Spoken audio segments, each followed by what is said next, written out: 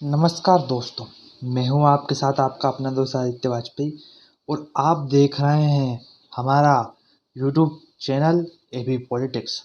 दोस्तों, आज हम बातचीत करने जा रहे हैं तालिबान क्या है उसके ऊपर। दोस्तों, करीबन अफ़गानिस्तान में 20 साल रही अमेरिका की आर्मी और करीबन 20 साल में 20 लाख करोड़ रुपए खर्च करे अफ़गानिस्तान के ऊपर। क्यों? क्योंकि वहाँ से तालिबान को हटाया जाए। दोस्तों, क्या हुआ इसका परिणाम? दोस्तों, अब इसका परिणाम सामने निकल के आ रहे हैं। इसका परिणाम ये हुआ है कि अभी तक जो आज की हालत है अफ़गानिस्तान की वो ये है कि 90% एरिया जो है अफ़गानिस्तान का वो तालिबान के पास है। यानी कि उन 90% एरियाओं पर जो अफ़गानिस्तान की सरकार है उसका कोई हक नहीं है, तालिबान उसके ऊपर कब्जा कर चुका है। दोस्तों, ये तालिबान है क्या आखिर? लोग पूछते हैं तालिबान है क्या? बार बार इसका नाम सामने आता है न्यूज़ चैनलों पर, तालिबान क्या है? दोस्तों, आज मैं आपको संक्षेप में समझाऊंगा कि तालिबान है क्या। दोस्तों, 1996 में एक तालिबान आंदोलन हुआ था अफ़गानिस्तान। उस आंदोलन में बहुत से युवा छात्रों ने भाग लिया था। दोस्तों, तालिबान का एक अर्थ सामने निकल कर आता है, उसका अर्थ है ज्ञानार्थी छात्र, जिसके पास ज्ञान नहीं है। दोस्तों, मेन जो तालिबान में जो मिलिटेंट रहते हैं वो या तो पाकिस्तान के मदरसों से बच्चे जो पढ़ते हैं उनमें से लेते हैं, या फिर जो अफ़गानिस्तान में मदरसे में जो बच्चे पढ़ते हैं उनसे लेते हैं। दोस्तों, अफ़गानिस्तान में जो अमेरिकी नेतृत्व था वो करीबन 20 साल तक रहा। तालिबान को उसने पछाड़ा भी कई बार और पिछड़ा भी। दोस्तों, अफ़गानिस्तान पर कोई क्यों नहीं जीत पाता है? दोस्तों, अफ़गानिस्तान पर कोई इसलिए नहीं जीत पाता है क्योंकि जो तालिबान है वो एक रीजनल है अफ़गानिस्तान में। तो उसको अफ़गानिस्तान की कंडीशंस पता है, उसको ये पता है कि कोई भी सेना एंटर करेगी तो कहाँ से करेगी और निकलेगी तो कहाँ से करेगी। जैसे हम देखते हैं कि बहुत से लोग अपने क्षेत्र के बाहुबल रहते हैं, मतलब जो अपने घर में तो चूहा ही शेर होता है, वो कहावत वाली बात है। तो अमेरिका है, वो अफ़गानिस्तान से तालिबान का खात्मा 5 मिनट में कर सकती है। क्यों? उसको करना क्या है, जहाँ जहाँ तालिबान के हिस्से हैं वहाँ पे उसको एटम बम दागने हैं और वहाँ से तालिबान ख़त्म हो जाएगा। पर दोस्तों, अमेरिका ऐसा कर नहीं सकता। क्यों नहीं कर सकता? क्योंकि ये क्षेत्र ऐसे भी है जहाँ पे लोग भी रहते हैं, जहाँ पे आम आदमी भी रहता है।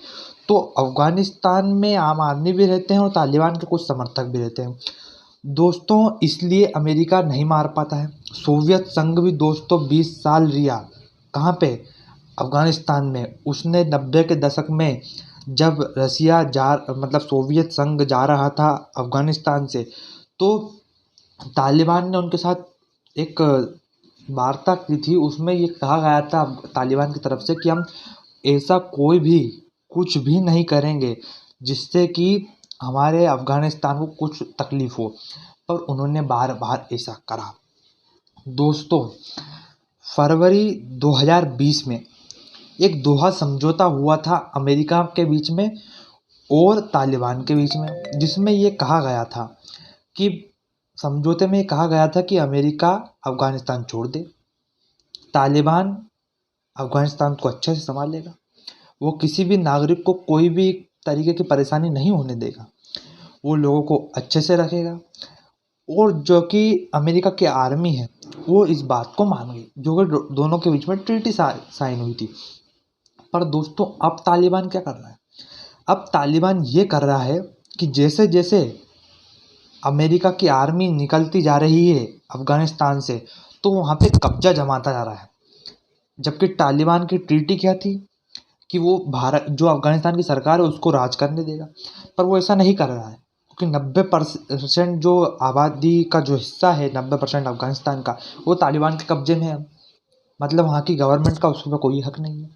तालिबान जो चाहे वहाँ पे वो कर सकता है। पर दोस्तों, हम ये देखें तो इससे भारत को क्या फ़र्क पड़ता है? हमारे देश को, भारत को क्या फ़र्क पड़ता है? दोस्तों, भारत को ये फ़र्क पड़ता है कि अफ़गानिस्तान में करीबन 1700 भारतीय फंसे पड़े हैं। उनको लाना एक टेढ़ी खीर है। और जो हमारा देश है उसने अब थोड़े थोड़े रिश्ते काटने शुरू हो गए हैं अफ़गानिस्तान से। क्यों? क्योंकि अफ़गानिस्तान से अब रखना रिश्ते रखना हमारे लिए हानिकारक हो सकता है। तो दोस्तों, अब पाकिस्तान भी अफगानिस्तान से कतराने लग गया। क्यों? क्योंकि तालिबान ने पाकिस्तान से रिलेटेड है और पाकिस्तान को भी हमला करेगा और पाकिस्तान पर भी कब्जा करने की सोच रहा है तालिबान। पर दोस्तों, पाकिस्तान एक ऐसा देश है, जब तालिबान को एक मिलिटेंट ऑर्गेनाइजेशन घोषित करा जा रहा था यूनाइटेड स्टेट में, मतलब कि वो संयुक्त राष्ट्र में, तो पाकिस्तान, सऊदी अरब और यूनाइटेड अरब इमारत यानी कि संयुक्त अरब इमारत ने इसका विरोध कहा था कि तालिबान एक मिलिटेंट ऑर्गेनाइजेशन नहीं है। क्यों? क्योंकि पाकिस्तान के तो बच्चे ही पढ़ते हैं, बच्चे ही जाते हैं तालिबान में, क्योंकि जो मदरसे में पढ़ते हैं वो बच्चे तालिबान में आते हैं। और सऊदी अरेबिया ने और संयुक्त अरब इमारात ने क्यों रखा? क्योंकि सऊदी अरब इमारत और सऊदी अरेबिया, ये दोनों ऐसे देश हैं जो कि एक मिलिटेंट ऑर्गेनाइजेशन तालिबान की फंडिंग करते हैं। दोस्तों, ये तालिबान की फंडिंग कहाँ से होती है? इनके पास इतना पैसा कैसे आता है? दोस्तों, कुछ पैसा तो ये अफगानिस्तान से हुआ लेते हैं, वहाँ पे कुछ माल आल बेच के। पर सबसे ज़्यादा इनके पास जो पैसा आता है, क्योंकि जो कट्टरपंथी देश हैं, जैसे कि पाकिस्तान हो गया, सऊदी अरब हो गया, संयुक्त अरब इमारत हो गया, बाकी ऐसे कुछ और देश हैं, वो इनकी फंडिंग करते हैं, क्योंकि वो चाहते हैं कि जो उनका मुल्क का धर्म है वो पूरे देश, पूरी दुनिया में फैले। दोस्तों, तालिबान के कुछ नियम हैं। तालिबान ने शरिया कानून लागू करा है पूरे अफगानिस्तान में। दोस्तों, ये शरीयत कानून है क्या, मैं आपको अच्छे से समझ जाता हूँ। दोस्तों, शरीयत कानून ये है कि जिसमें अगर कोई भी एक महिला लड़कियों का स्कूल अपने घर में खोलती है, तो उस महिला को सरेआम मार दिया जाता है, उसके पति के सामने और उसके बच्चों के सामने।